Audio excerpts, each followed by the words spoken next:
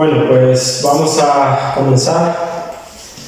Buenas tardes, bienvenidos a todos. Vamos a poner este tiempo en las manos del Señor y comenzamos con el estudio de esta tarde.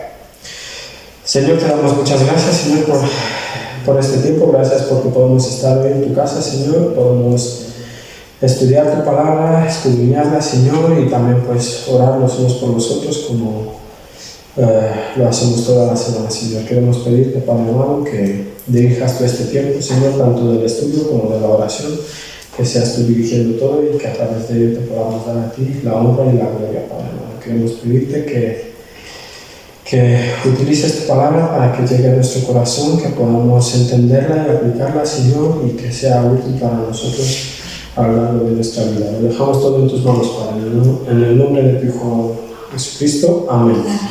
Amén. Muy bien, hoy vamos a estar entre dos capítulos, ¿vale? Vamos a ver en Éxodo, estamos todavía en Éxodo. Vamos a ver en el capítulo 31, 7 versículos, y luego desde el capítulo 35 hasta el 36 algunos versículos. Así que vamos a Éxodo 31, versículo 12.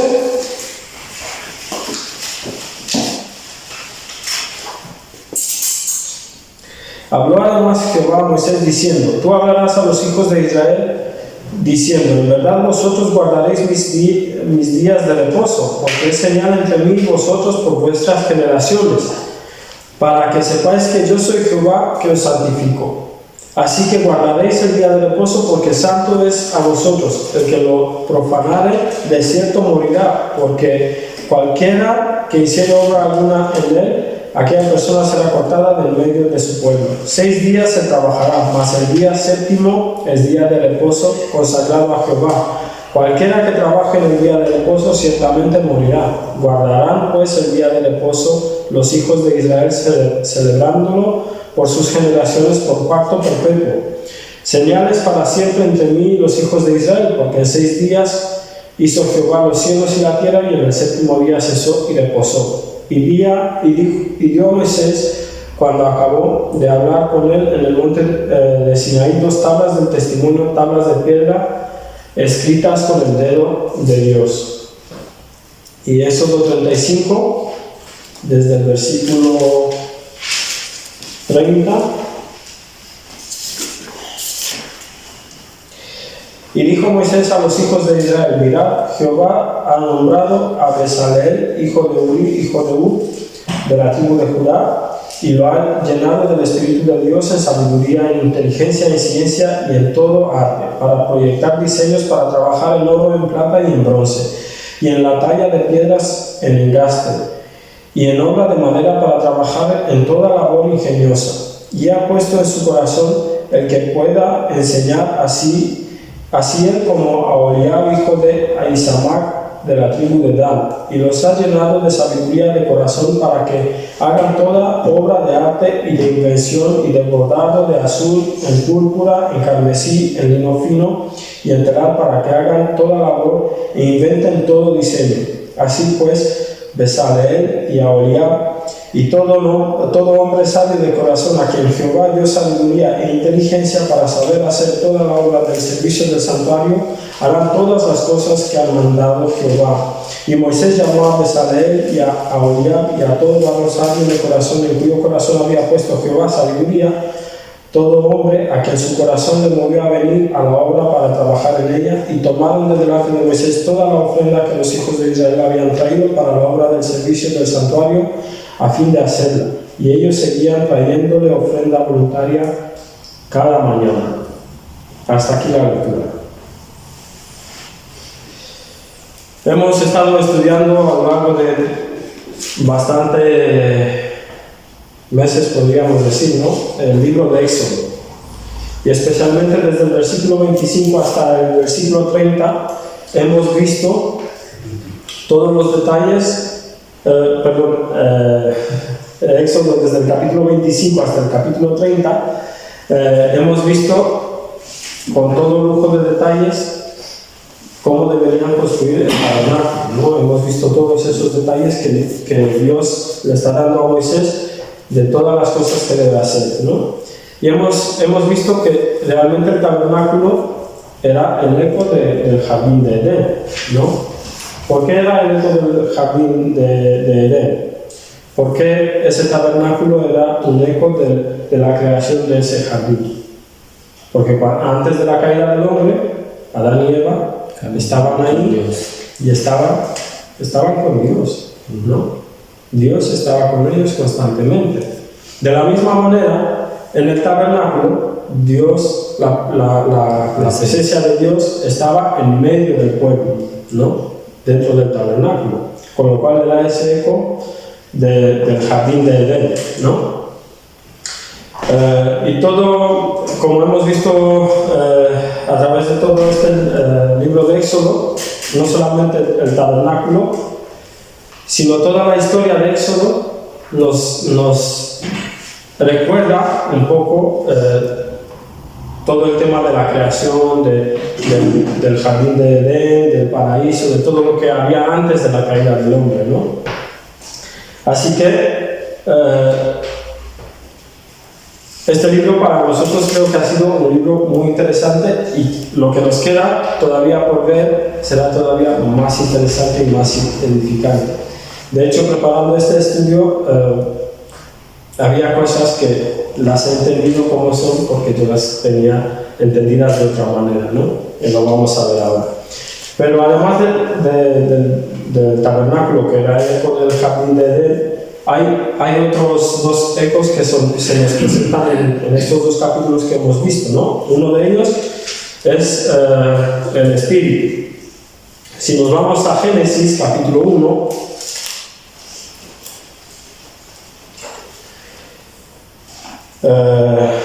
Génesis capítulo 1 versículo 2 dice: y la tierra estaba desordenada y vacía, y las tinieblas estaban sobre la faz del abismo, y el Espíritu de Dios se movía sobre la faz de las aguas, ¿no?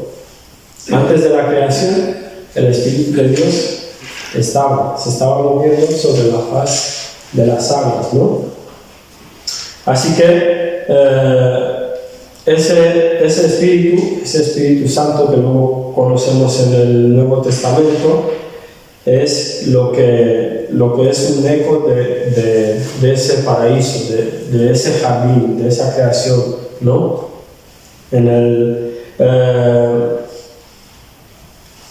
También en Génesis capítulo 2, versículo 7, cuando Dios crea al hombre, ¿qué le ofrece? ¿Qué le da? Génesis capítulo 2, versículo 7 dice: entonces Jehová Dios formó al hombre del polvo de la tierra y sopló en su nariz aliento de vida, y fue el hombre un ser viviente, ¿no? Le ofreció su espíritu para que pueda ser un ser viviente, para que pueda disfrutar de todo lo que Dios había creado, ¿no? Y sobre todo de su presencia. Así que el Salmo 33, versículo 6, lo que nos recuerda. Sí, vamos a ver algunos versículos. Salmo 33, versículo 6.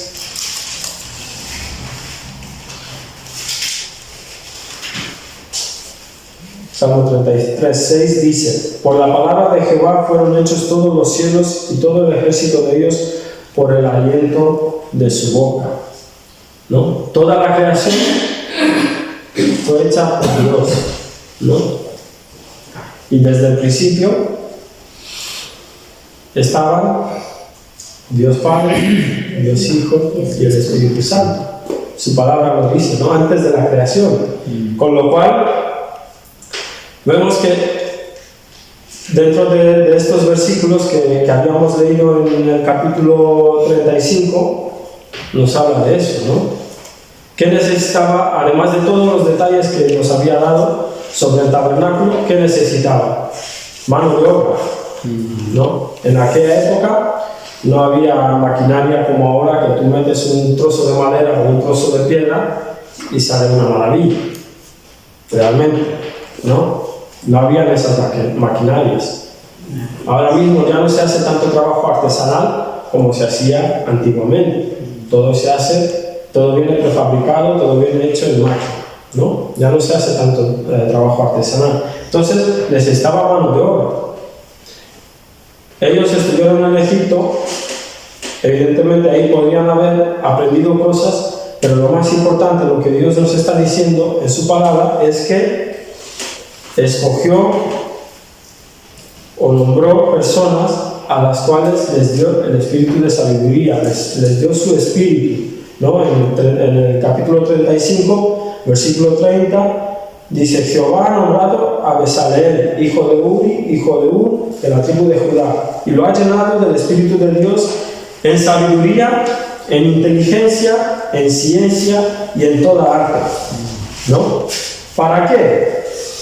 En el 35 nos dice: y los ha llenado de sabiduría de corazón para que hagan toda obra de arte y de invención y de bordado en azul, en púrpura, en carmesí, en lino fino y en telar, para que hagan toda labor e inventen todo diseño, ¿no? Les dio su espíritu. Con lo cual, ese espíritu que ya existía, se lo dio al hombre para que tenga sabiduría, para que sepa hacer las cosas, para que entienda lo que Dios quiere que haga, ¿no? ¿Cómo podrían haber construido el tabernáculo si no le dio un plano? ¿No? Cuando Moisés baja del monte Sinaí, lo vimos en el no, en el capítulo 31, sí, lo vimos en el capítulo 31, bajó ¿con qué? Con las 2 tablas de la ley. No dice bajó con las instrucciones del tabernáculo. Todo eso se lo había dicho Dios, cómo quiere que sea el tabernáculo, y Moisés tenía que memorizarlo, no tenía lápiz y papel para apuntarlo. Y hartas cosas le dijo. Y le ha dicho muchas cosas, con todo lujo de detalle. Y el tabernáculo salió como Dios lo había previsto, ¿no? Con lo cual, ese espíritu de sabiduría que les dio a Besaleel y a Oliab es lo que les guió a construir el tabernáculo, ¿no? Podríamos decir, bueno, pues el templo que se construyó, el tabernáculo y demás, fue hecho por mano de hombre, es verdad. Lo construyó el pueblo con sus manos, pero quien nos guió, quien les enseñó, quien les dio toda la sabiduría ha sido Dios, ¿no? De la misma manera, cuando nosotros hablamos de la Biblia, hemos escuchado muchas veces que dicen: la Biblia fue escrita por hombres, ¿no? Sí, fue escrita por hombres. Pero ¿quién les dio la sabiduría? ¿Quién les inspiró para escribir todo lo que está escrito? El mismo Dios a través de su Espíritu, ¿verdad? El mismo Dios a través de su Espíritu. Cuando el Señor Jesús estaba en la tierra, ¿qué dijo sobre el Espíritu Santo? ¿Qué dijo sobre el Espíritu Santo? Vamos a ver en Hechos, capítulo 1 y versículo 8. Evidentemente en los evangelios nos hablaba que será el Consolador, ¿no? El que nos acompañará cuando Él esté a la derecha del Padre, ¿no? El que nos guiará, el que nos enseñará todo lo que debemos decir, ¿no? Pero en Hechos capítulo 1 versículo 8 dice: pero recibiréis poder cuando haya venido sobre vosotros el Espíritu Santo, y me seréis testigos en Jerusalén, en toda Judea, en Samaria y hasta lo último de la tierra. Me seréis testigos. Y eso pasó. Luego en el día de Pentecostés, en el capítulo 2 de Hechos, vemos que recibieron el Espíritu Santo los apóstoles y fueron testigos de lo que el Señor había hecho mientras estaban en la tierra. ¿Qué hicieron después de recibir el Espíritu Santo? Dar las buenas nuevas de Jesús, ¿no? ¿Qué estamos haciendo nosotros hoy en día a aquellos que no conocen a Jesús? Dar las buenas nuevas de Jesús. predicar el Evangelio, hablar de su amor, de su sacrificio por nosotros, del precio que pagó por nuestros pecados, ¿verdad? ¿Y cómo lo hacemos? ¿Hemos nacido creyentes o hemos nacido sabiendo? No, el Señor nos dio sabiduría a través de su Espíritu. Tenemos su Espíritu Santo que nos guía y nos ayuda a poder ser testigos del Señor en esta tierra, ¿no? Cuando les habló a los apóstoles, les dijo en Samaria, en Judea y hasta lo último de la tierra. Nosotros estamos aquí, no estamos todavía en lo último de la tierra, pero estamos aquí siendo testigos del Señor, ¿verdad? Sí. Así que ese eco del Espíritu que vemos en el capítulo 35 de Éxodo, ¿no? El Espíritu de Dios que reciben estos hombres es la presencia de Dios que estaba con Adán y Eva antes de la caída del hombre. Es lo que nosotros tenemos hoy en nuestra vida, ¿no? Tenemos la presencia de Dios en nuestra vida constantemente, ¿no? Otro eco era el día de reposo, que hemos visto en Éxodo capítulo 31, ¿no? El día de reposo, evidentemente yo equivocadamente pensaba que el día de reposo era el ejemplo de lo que Dios había hecho cuando hizo la creación. 6 días trabajó, como dice aquí, ¿no? En el 17, la segunda parte, porque 6 días hizo Jehová los cielos y la tierra, y en el 7º día cesó y reposó. O sea, terminó su trabajo y descansó. Es lo que yo había entendido. Pero al preparar este estudio, realmente no habla de eso. No habla de eso. Es verdad, hay que trabajar. Los días que nos toque trabajar, ¿no? Debemos hacer lo que debamos hacer todos los días. Es nuestra labor, es nuestra obligación, ¿no? Pero el 7º día, el día de reposo, es el día que debemos dedicarla a nuestro Señor, ¿no? ¿Por qué? ¿Por qué nos habla aquí del día de reposo y por qué nos pone como un eco de ese paraíso del jardín de Edén? Porque hasta este momento el día de reposo no estaba establecido como tal, hasta este momento de Éxodo. En Edén, Adán y Eva no estaban descansando. En ningún momento nos dicen que ellos el 7º día dejaban de cuidar el jardín, de hacer lo que tenían que hacer y descansaban, ¿no? Mientras el pueblo de Israel estuvo en Egipto, no habla del descanso en el 7º día. Esclavos. Cuando vemos la historia de Abraham, tampoco habla de ese día del reposo, ¿verdad? Pero aquí, en este libro, en Éxodo, ya empieza a darnos señales sobre este día. Es verdad que la primera vez que se menciona es en Génesis. Si nos vamos a ver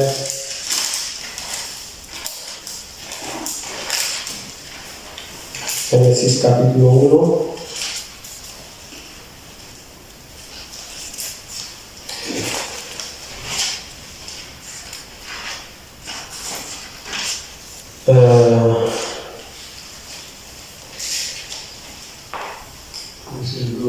El 2. No, es que tengo aquí algunos. Sí, el 2, sí. 2, 3. Desde el 1 dice, Génesis capítulo 2, versículo del 1 al 3 dice: fueron pues acabados los cielos y la tierra y todo el ejército de ellos. Y acabó Dios en el día 7º la obra que hizo y reposó el día 7º de toda la obra que hizo.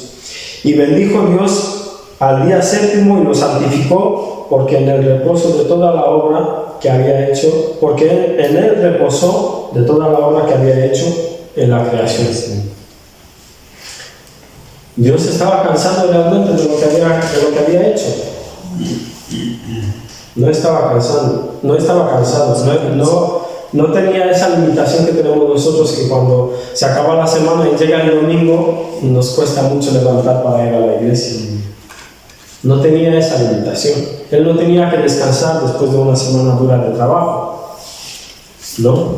Pero aún así ese día reposó de todo lo que había hecho, ¿no? Y además de eso, bendijo y santificó ese día, ¿no? Con lo cual es un día especial. Es un día que destaca por encima de los demás días de la semana, ¿no? Es un día importante para Dios. Y desde Éxodo capítulo 16, cuando les provee la maná, ¿qué dice? Mas en el sexto día recogeréis el doble, la doble porción, para que el séptimo día no tengáis que salir a recoger, ¿verdad? Ya desde ahí les está dando una señal de que ese día, el séptimo día, era un día importante para Dios, ¿no? Y luego, cuando nos relatan los 10 mandamientos,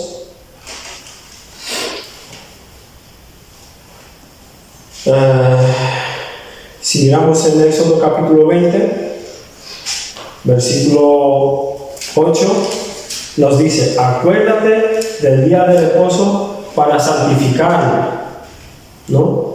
6 días trabajarás y harás toda tu obra, mas el séptimo día de reposo para Jehová tu Dios. No hagas en él obra alguna, tú, ni tu hijo, ni tu hija, ni tu siervo, ni tu criada, ni tu bestia, ni tu extranjero que está dentro de tus puertas, ¿no?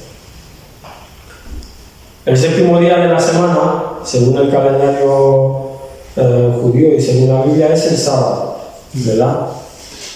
Todavía, hoy en día, hay personas que guardan el sábado como el día de reposo y no hacen nada, ni siquiera te atienden en ese día si los vas a visitar.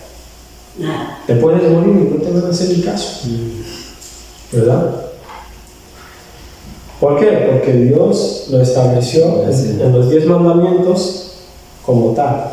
Santifícalo. ¿Para qué? Para que en ese día me des la gloria a mí, ¿no? Así que lo curioso de todo eso es que en Éxodo 31 nos da una pista muy importante sobre ese día, una pista que a veces pasamos por alto y por eso digo que yo pensaba que el séptimo día pues hay que descansar, no hay que hacer nada, pues, ¿no? No tienes que trabajar, por eso nadie va a trabajar los domingos. Bueno, mentira, no es por eso, ¿no? Pero tenía esa idea porque así se nos ha enseñado, ¿no? Pero al preparar este estudio me di cuenta que el día de reposo es un día mucho más importante de lo que podemos imaginar, ¿no? Nos dice en el versículo 10, en Éxodo 31, versículo 17 y en el versículo 13, ¿no? Vamos a verlo en el 13 primero. Tú hablarás a los hijos de Israel diciendo: en verdad vosotros guardaréis mis días de reposo. ¿Por qué? Porque es señal entre mí y vosotros, por vuestras generaciones, para que sepáis que yo soy Jehová, que os santificó. ¿Qué hizo Dios con este pueblo, con el pueblo de Israel? Los escogió. Los escogió, su pueblo, los llamó su pueblo. Ese día de reposo era señal para que ellos se acordaran de lo que Dios había hecho por ellos. Era señal para que ellos guarden ese día, ¿vale? Guarden ese día y glorifiquen a Dios por lo que había hecho, ¿verdad? En el séptimo nos dice: señales para mí siempre entre mí los hijos de Israel, porque en 6 días hizo Jehová los cielos y la tierra, y en el séptimo día cesó y reposó. Este día de reposo es un símbolo del pacto que Dios hace con Moisés y con su pueblo, ¿verdad? Sí. Es un símbolo que está haciendo. Es como poner un sello sobre ese pacto y decir: mira, Por este día, con este sello, yo confirmo mi pacto. Con este sello, yo cumplo lo que te había prometido.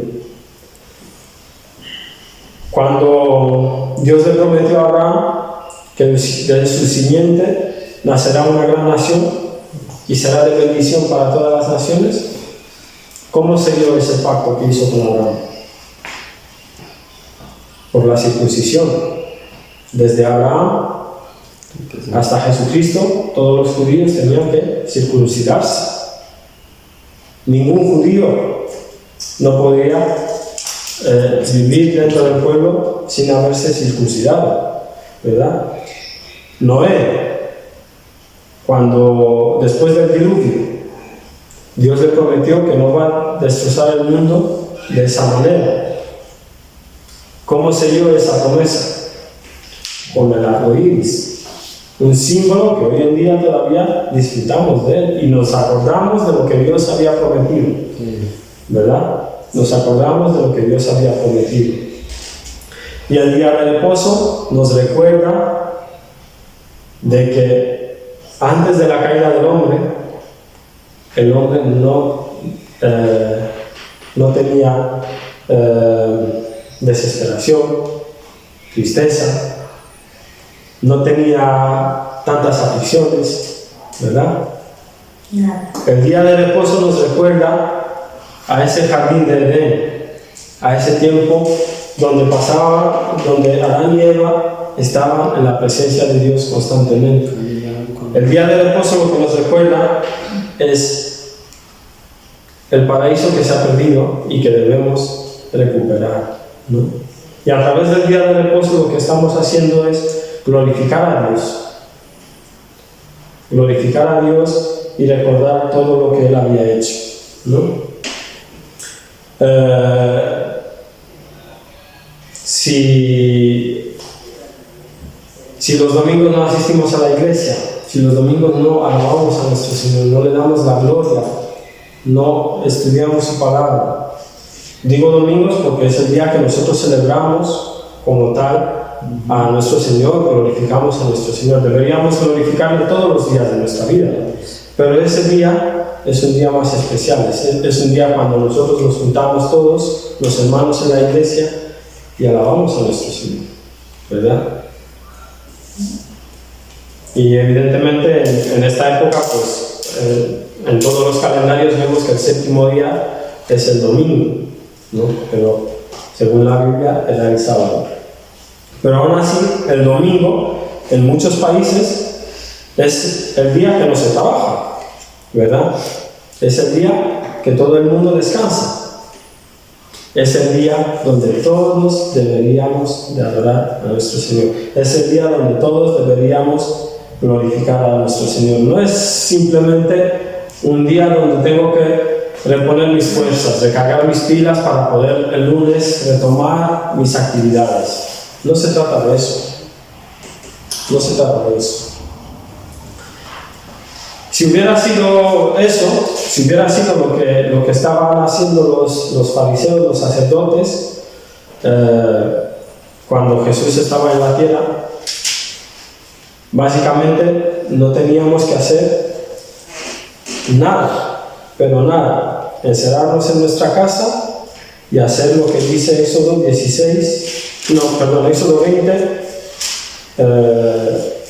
versículo, lo hemos leído antes, versículo 8, el 10. Mas el séptimo día es reposo para Jehová tu Dios, no hagas en él obra alguna, tú, ni tu hijo, ni tu hija, ni tu siervo, ni tu criada, ni tu bestia, ni tu extranjero que está dentro de tus puertas, ¿no? Entonces, si hacemos eso, pues no deberíamos ni hacer nada prácticamente, ¿no? Pero ¿qué pasa cuando vino el Señor? ¿Qué pasó con el día de reposo? Vamos a ver en Marcos. Marcos capítulo 2.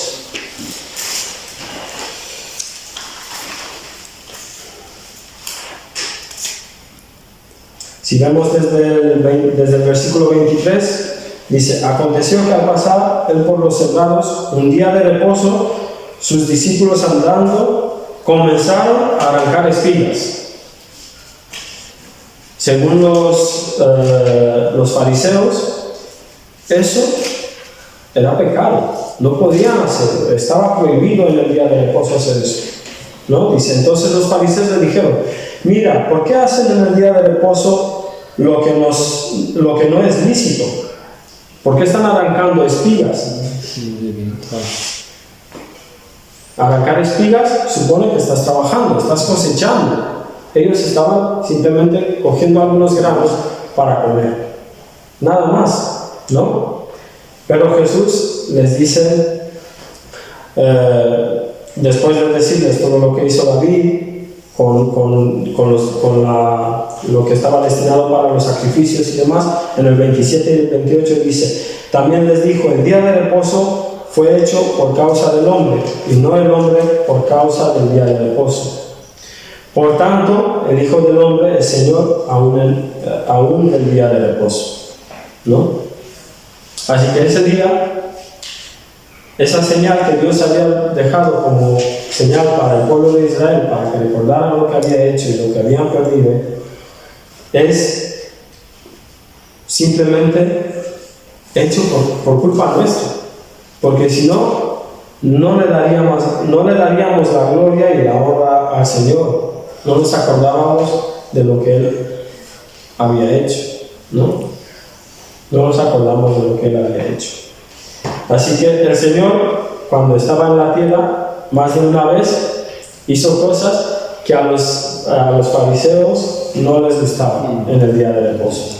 Esto es una de ellas. En el capítulo 3, justamente al principio, Jesús está sanando en el día de reposo, ¿verdad? Dice, otra vez entró Jesús en la sinagoga y había ahí un hombre que tenía seca una mano y le acechaban para ver si en el día de reposo le sanaría a fin de poder acusarle. A ver, si haces un milagro en el día de reposo, ya tenemos motivos para ir contra ti, ¿verdad? Ya tenemos motivos para acusarte. Así que Jesús, cuando vino aquí, no vino a incumplir lo que Dios había mandado, no vino a incumplir la ley, sino vino a cumplirla perfectamente, tal como Dios lo había mandado, ¿no? Pero a veces entendemos las cosas o adaptamos lo que Dios dice según nuestra conveniencia, ¿no?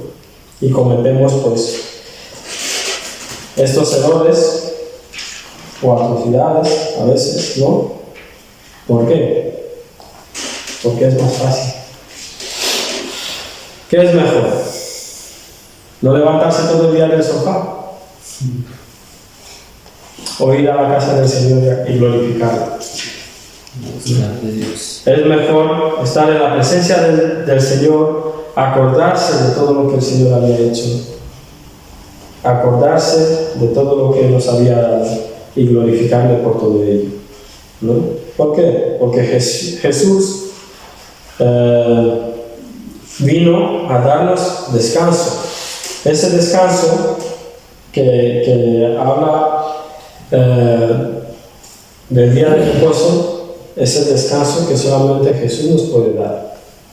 Descanso a nuestra alma, a nuestro espíritu, ¿no?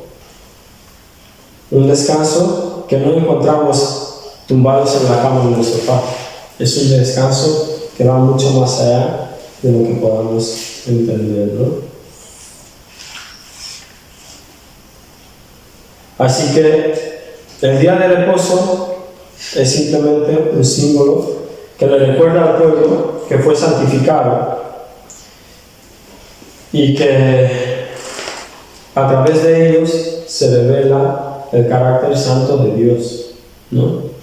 El día de reposo para nosotros es el día donde también nosotros podemos mostrar a los demás, más aún de lo que podemos hacerlo todos los días, mostrar a los demás la importancia que Dios tiene para nosotros, la importancia que tiene nuestro Señor Jesucristo en nuestra vida, ¿no?